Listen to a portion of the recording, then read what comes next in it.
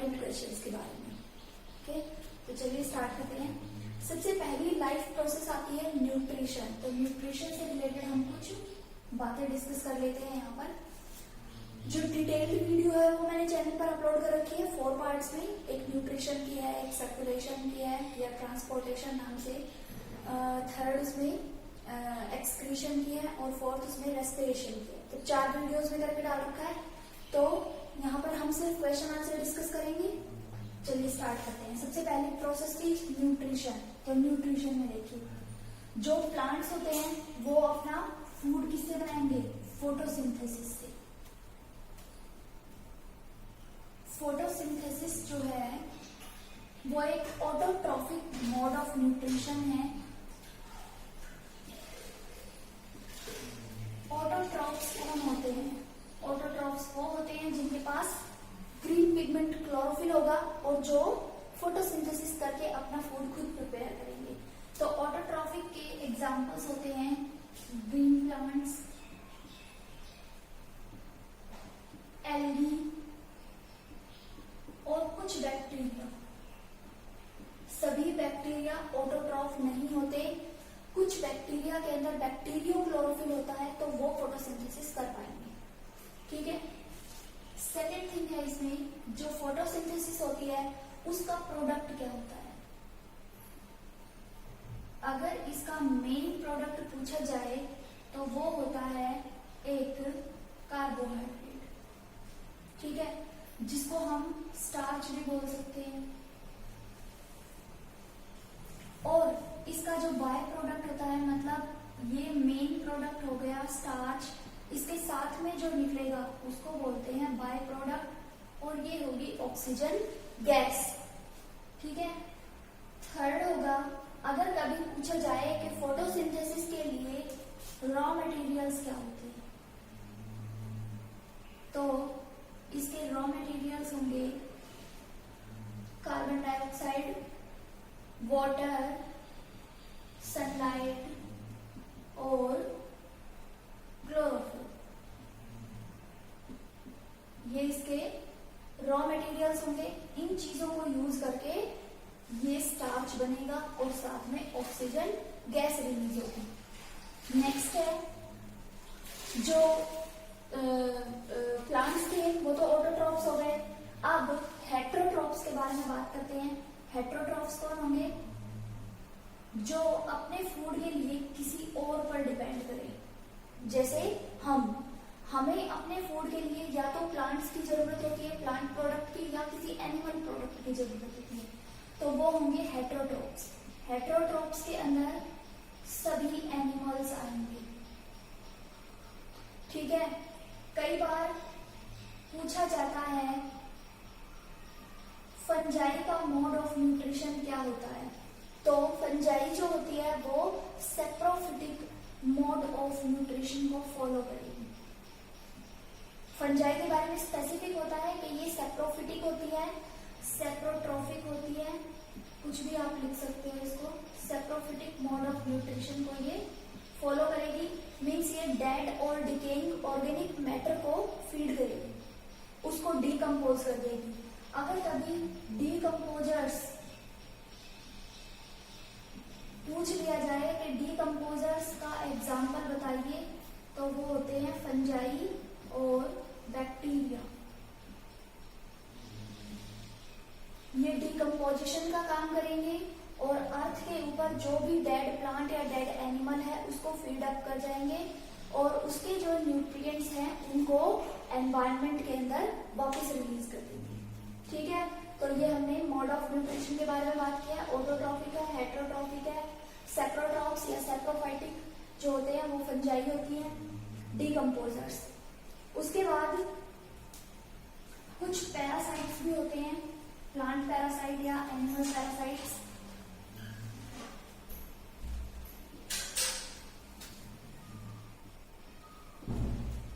Parasites कौन होते हैं? जो किसी होस्ट से ब्लड को या न्यूट्रिशन को सक कर रहे हैं in liquid form. Liquid form के अंदर अगर सकिंग हो रही है न्यूट्रिएंट्स की तो वो पैरासिटिक मोड ऑफ न्यूट्रिशन होगा। इसका हमने एग्जाम्पल पढ़ा है कस्कुटा। अमरबेल जो होती है प्लांट्स में पैरासाइट होती है। और अगर हम एनिमल्स के अंदर पैरासाइट की बात करें तो हमारे हेड लाइस जो होती है, सर की जो चूहे होती है वो पैरासाइट होती है। ठीक है, हेड लाइस कह लो या लाउस कह लो।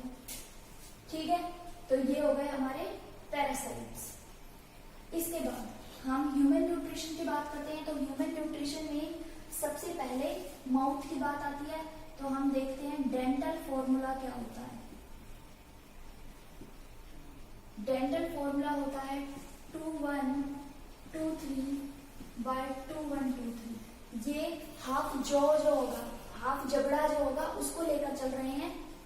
ऊपर के होंगे यहाँ से, मतलब बीच में से पार्टीशन करें तो ऊपर का 2123 और नीचे का 2123। ये किस हिसाब से है, यहाँ पर 4 टाइप के टीथ होंगे। इंसीजर्स, कैनाइन्स, प्रीमोलर्स और मोलर्स। ठीक है, ये अडल्ट ह्यूमन डेंटल फॉर्मूला है। और अगर हम मिल्क टीथ की बात करें तो वहां पर प्रीमोलर्स नहीं होते हैं, तो उनका डेंटल फॉर्मूला होता है 2102। ये हो गए इंसीजर्स, कैनाइन्स, प्रीमोलर्स और मोलर्स। यहाँ पर भी इंसीजर, कैनाइन्स, प्रीमोलर्स नहीं होंगे, इसलिए 0 शो किया गया है। और मोलर्स होंगे सिर्फ 2।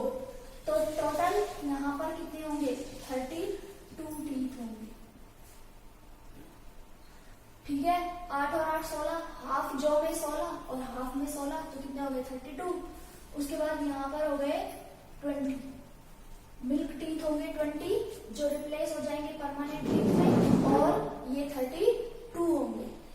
ठीक है, इसके बाद अगर डाइजेशन की बात आती है तो जो सलाइवा होती है, माउथ के अंदर जो सलाइवा प्रोड्यूस होता है उसके अंदर एक एंजाइम होता है सैलिवरी अमाइलेज, या जिसको हम बोलते हैं टाइलिन। ये टाइलिन क्या करेगा, कार्बोहाइड्रेट्स की पार्शियल डाइजेशन करेगा। ठीक है, कंप्लीट डाइजेशन नहीं होगी, कार्बोहाइड्रेट्स की पार्शियल डाइजेशन।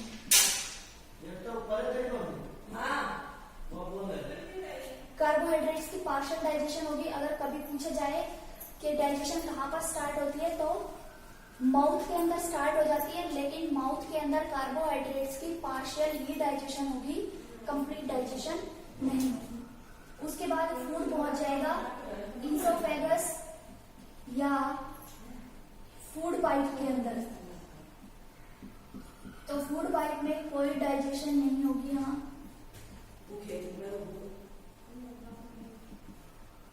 यहाँ पर कोई डाइजेशन नहीं होगी। ये सिर्फ क्या करेगा, माउथ से स्टमक को, फूड को पास ऑन करवाएगा। ईसोफेगस जो होगा वहां पर डाइजेशन की कोई प्रोसेस नहीं होगी, कोई डाइजेस्टिव एंजाइम्स नहीं होंगे, लेकिन ये एक पैसेज वे प्रोवाइड करेगा माउथ टू स्टमक। ठीक है, इसके बाद हम स्टमक के बारे में बात करेंगे। तो जो स्टमक होगी, स्टमक में 3 चीजें होगी।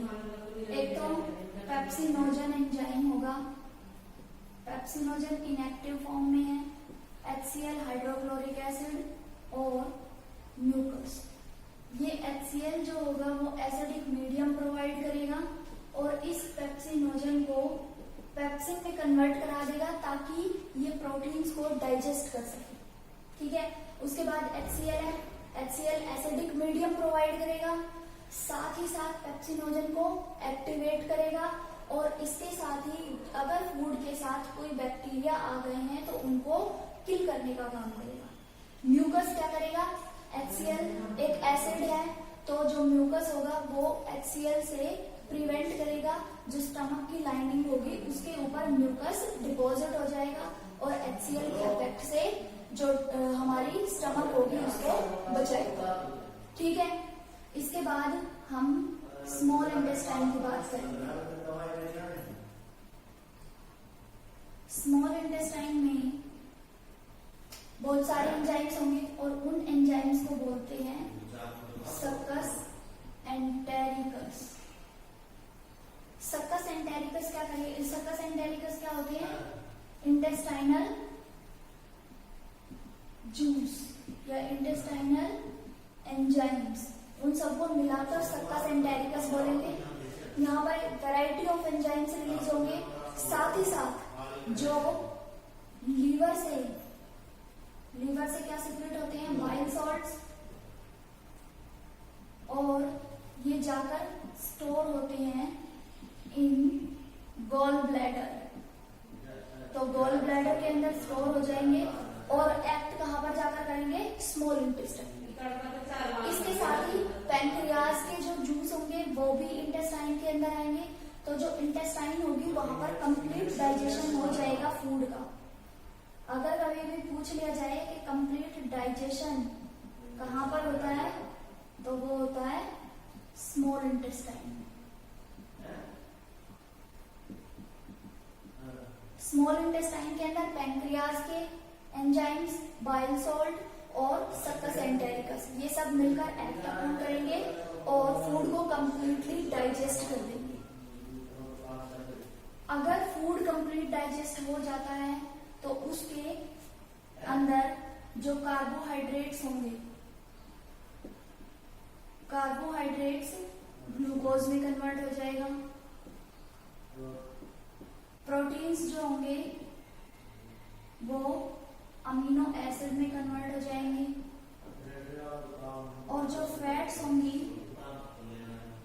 वो फैटी एसिड और ग्लिसरॉल में चेंज हो गए। इसके बाद इनका होगा एब्जॉर्प्शन, और एब्जॉर्प्शन कहाँ होगा? स्मॉल इंटेस्टाइन के स्मॉल इंटेस्टाइन के 3 पार्ट्स होते हैं, ड्यूडेनम, जेजुनम और इलियम। इलियम जो होती है उसके अंदर क्या होगा? विलाई प्रेजेंट होगी। मीन्स वहां पर जो सेल्स होंगी वो नॉर्मली ऐसी सरफेस वाली ना होकर कैसी होंगी? विलाई होंगी। ये फिंगर लाइक प्रोजेक्शंस होंगी जो कि सरफेस एरिया को बढ़ा देंगी। ये विलाई प्रेजेंट होंगी जो सरफेस एरिया को बढ़ा देंगी ताकि ज्यादा से ज्यादा जो ये डाइजेस्टेड फूड है वो एब्जॉर्ब होकर ब्लड के अंदर जा सके। तो फूड का जो कंप्लीट डाइजेशन है और एब्जॉर्प्शन है वो स्मॉल इंटेस्टाइन के अंदर होगा, और ये जो स्मॉल इंटेस्टाइन होगी वहां पर फूड का डाइजेशन, एब्जॉर्प्शन सब कंप्लीट हो जाएगा। उसके बाद लार्ज इंटेस्टाइन की बारी आएगी। तो लार्ज इंटेस्टाइन में कोई भी डाइजेशन की प्रोसेस नहीं होगी।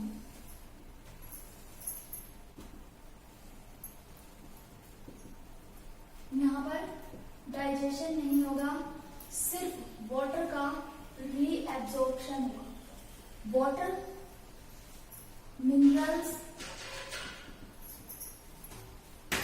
सॉल्ट और कुछ ड्रग्स, उनका रीएब्जॉर्प्शन होगा। ठीक है, रीएब्जॉर्प्शन होगा। सिर्फ यहाँ पर कोई भी डाइजेशन की प्रोसेस नहीं चलेगी। ठीक है, इसके बाद जो अनडाइजेस्टेड फूड होगा, अनडाइजेस्टेड फूड स्टोर हो जाएगा कहाँ? रेक्टम के अंदर। ठीक है, और फिर इसका रिमूवल होगा थ्रू एनस। यहाँ पर हमारे न्यूट्रिशन की प्रोसेस कंप्लीट हो गई। इसके बाद हम बात करेंगे सर्कुलेशन या ट्रांसपोर्टेशन के बारे में।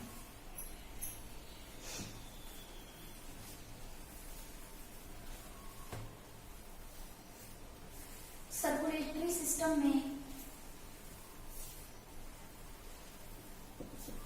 ब्लड होता है, हार्ट और ब्लड वेसल्स। ब्लड के बारे में कंप्लीट वीडियो चैनल पर अपलोड है, वहां से देख लेंगे। उसके बाद कुछ मेन बातें करेंगे यहाँ पर।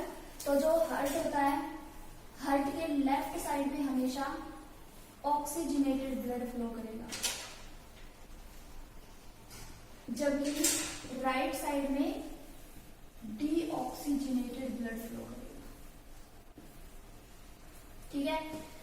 उसके बाद जो वेन होती हैं वो डीऑक्सीजनेटेड ब्लड को कैरी करती हैं, जबकि आर्टरी जो होती है वो ऑक्सीजनेटेड ब्लड को कैरी करती है।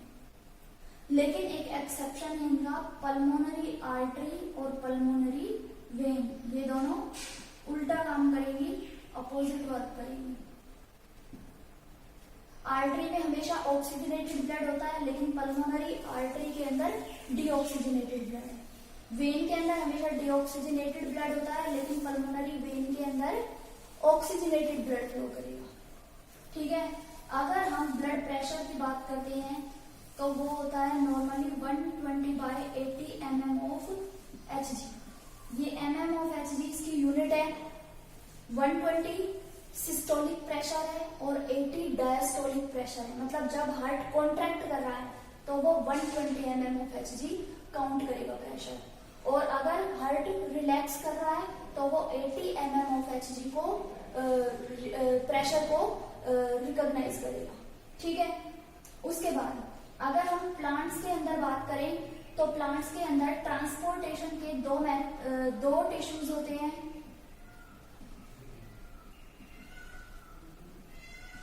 जाइलम और फ्लोएम। फ्लोएम, फै से फ्लोएम, फै से फूड।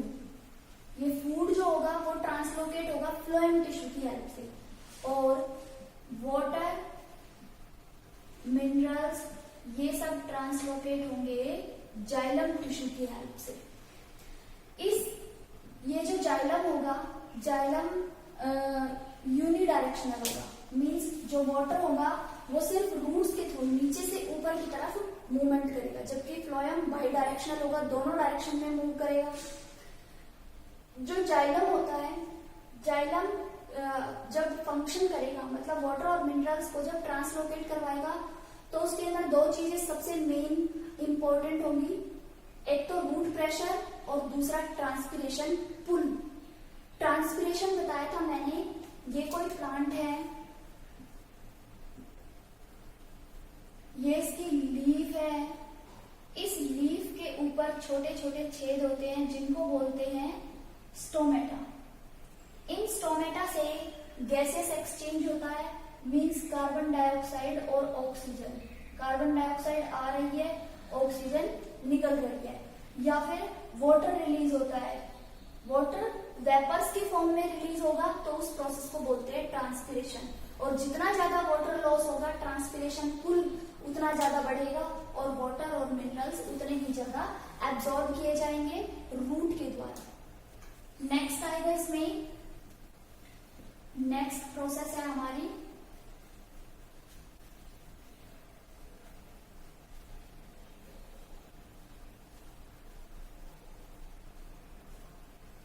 रेस्पिरेशन।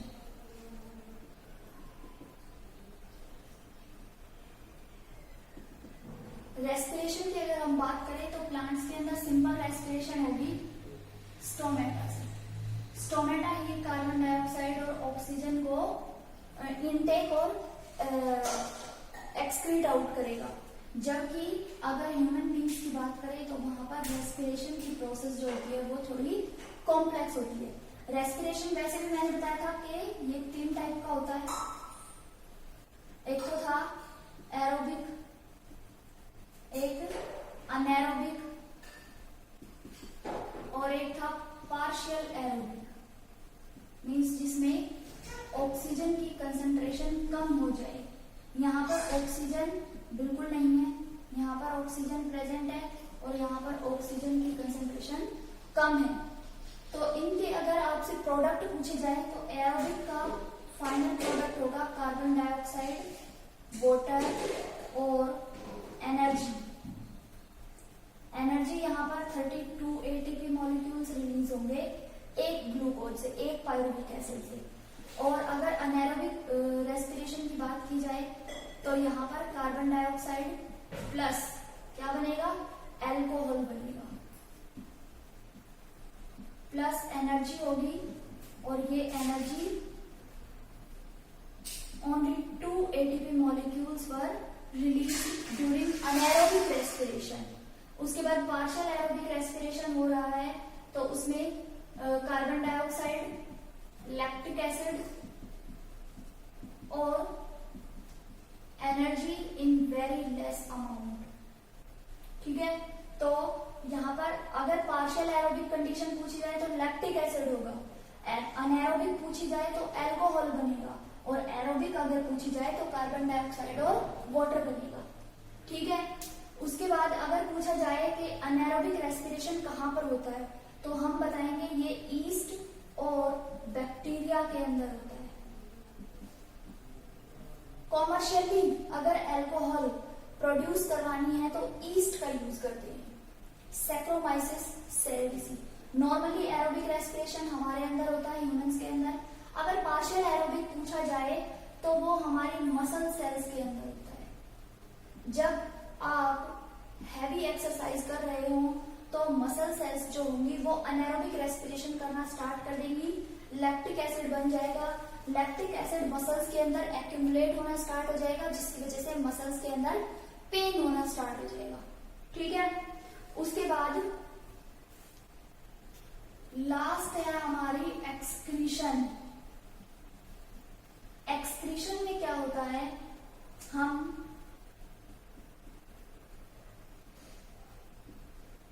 नाइट्रोजिनस वेस्ट को रिमूव करेंगे। नाइट्रोजिनस वेस्ट हमारी बॉडी के अंदर कौन सा होगा, यूरिया। इस यूरिया को फिल्टर आउट करने के लिए ये ब्लड के अंदर घूमता रहेगा, सर्कुलेट करता रहेगा। जब ये किडनी के अंदर आएगा, ये ब्लड जब किडनी के अंदर आएगा तो जो किडनी होंगी वो इस यूरिया को फिल्टर आउट कर देंगी। वहां पर एक फिल्ट्रेशन यूनिट होती है जिसका नाम होता है nephron. Millions of nephrons are present in single kidney. एक किडनी के अंदर मिलियंस ऑफ नेफ्रॉन्स हो सकते हैं, और यही नेफ्रॉन जो होते हैं वो फिल्ट्रेशन का काम करते हैं, अल्ट्रा फिल्ट्रेशन करेंगे। नॉर्मली एक दिन में हम 25 ग्राम ऑफ यूरिया को एक्सक्रीट आउट करते हैं। ठीक है, normally 1 to 1.5 litre urine produced by kidney. Kidney जो होती है वो 180 लीटर फिल्ट्रेट प्रोड्यूस करती है। फिल्ट्रेट की बात की गई है यहाँ पर। इसके बाद जो नेफ्रॉन होंगे वो इस फिल्ट्रेट को कॉन्सेंट्रेट करेंगे, यहाँ से यूरिया, बाइकार्बोनेट्स, सॉल्ट्स, मिनरल्स सबको, सॉरी यूरिया नहीं, ग्लूकोज को, मिनरल्स को, वाटर को, बाइकार्बोनेट को, इन सबको इसमें से रिमूव करके वापस ब्लड में भेज दिया जाएगा, और जो बचेगा वो यूरिन फॉर्मेशन में पार्टिसिपेट करेगा। ठीक है, तो मैंने नेफ्रॉन की स्ट्रक्चर बनवा रखी है। आप जो एक्सक्रीशन नाम से जो वीडियो होगी प्लेलिस्ट में जाकर आप देख लेना, वहां पर मैंने इसकी पूरी स्ट्रक्चर और फंक्शनिंग एक्सप्लेन कर रखी है। ये एग्जाम पॉइंट ऑफ व्यू से बहुत इंपॉर्टेंट है। ठीक है, तो नेफ्रॉन जो होते हैं वो तो किडनी के अंदर प्रेजेंट होते हैं, और एल्वियोलाई जो होती हैं वो लंग्स के अंदर प्रेजेंट होती हैं। ये सरफेस एरिया बढ़ाएंगे गैसेस एक्सचेंज के लिए। ये सरफेस एरिया, ये सॉरी फिल्ट्रेशन को एकदम फाइन फिल्ट्रेशन करेंगे, अल्ट्रा फिल्ट्रेशन करेंगे नेफ्रॉन्स। विलाई जो होंगी वो सरफेस एरिया को बढ़ाएंगी एब्जॉर्प्शन के लिए। कहां पर थी विलाई, स्मॉल इंटेस्टाइन में। ठीक है, तो विलाई और जो एल्वियोलाई होती हैं वो सरफेस एरिया को बढ़ाती है। सरफेस एरिया इंक्रीज हो रहा है तो एब्जॉर्प्शन इंक्रीज होगा, सरफेस एरिया इंक्रीज हो रहा है तो यहाँ पर गैसेस एक्सचेंज इंक्रीज होगा। ठीक है, अगर प्लांट्स के अंदर एक्सक्रीशन की बात करें तो प्लांट्स नॉर्मली स्टोमेटा से कार्बन डाइऑक्साइड को रिलीज कर देंगे। अगर जो वेस्ट प्रोडक्ट्स हैं जैसे रेजिन्स है, टेनिन्स है, या गम्स है, लेटेक्स है, वो सब प्लांट का जो ओल्ड स्टेम होता है, बार्क जो होती है, उससे रिलीज होते रहेंगे। Time to time leaf fall होता रहेगा। लीफ के अंदर जो वेस्ट प्रोडक्ट्स होंगे वो स्टोर होते रहेंगे। लास्ट में जो लीफ होगा वो येलो कलर का होकर फॉल डाउन कर जाएगा। ठीक है, तो ये हमारे इंपॉर्टेंट क्वेश्चंस थे जो कि आपके बोर्ड एग्जाम्स में कभी कभी 1 नंबर में पूछे जा सकते हैं। तो ये आप लर्न कर लेंगे और हो सके तो आप अपनी नोटबुक में नोट कर लेंगे। वीडियो अच्छी लगी हो तो प्लीज लाइक कर देना और चैनल को अभी तक सब्सक्राइब नहीं किया है तो चैनल को सब्सक्राइब भी जरूर कर देना। Thank you.